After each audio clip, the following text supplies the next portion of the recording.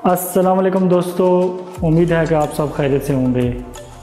जैसा कि आप सबको मालूम है कि आज़ाद कश्मीर में पीटीआई ने इलेक्शन जीत लिया और तकरीबन 25 सीटें जो हैं वो पीटीआई ने विन कर दी हैं। अब कंफर्म मालूम है कि जो कश्मीर में हुकूमत होगी वो पीटीआई की होगी और अल्हम्दुलिल्लाह कश्मीर की आवाम ने नून लीग के बयानियों को मुस्तरद कर दिया और नून लीग बड़ी बुरी तरीके से कश्मीर में हार गई है।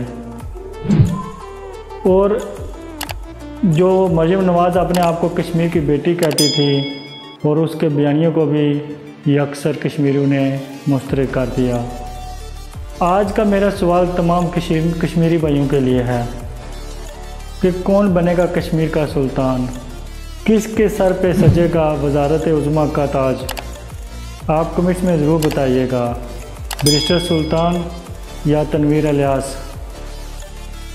जो मेरी ज़ाती राय है, मैं तो कहता हूँ कि जो वज़ीर-ए-आज़म बने कश्मीर का वो बैरिस्टर सुल्तान बने, क्योंकि बैरिस्टर के कश्मीर के वाले से बहुत कारनामे हैं। उन्होंने कश्मीर के लिए बहुत काम किया है, हर फोरम पे कश्मीर के हक़ की आवाज़ उठाई है।